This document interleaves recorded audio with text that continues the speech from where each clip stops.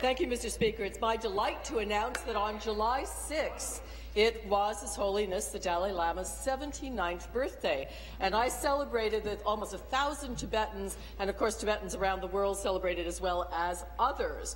Now, we all know that in 1959 he left Tibet, he had to leave Tibet, and he's been working as an emissary for peace ever since, and for, of course, the autonomy and the freedom of Tibetans. And that brings me to my second point, which is to respectfully ask, since the throne speech mentioned that the Premier is going to China on a trade mission, that she speak about human rights when she goes.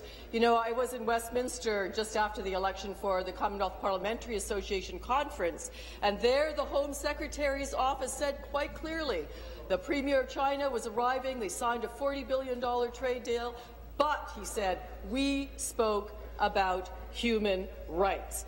You know, many governments and world leaders do exactly the same, speak about human rights when they do trade with China. That is all the Tibetans ask. That is all His Holiness the Dalai Lama asks. I would suggest it might be a good birthday gift that the Premier could offer His Holiness the Dalai Lama to do just that.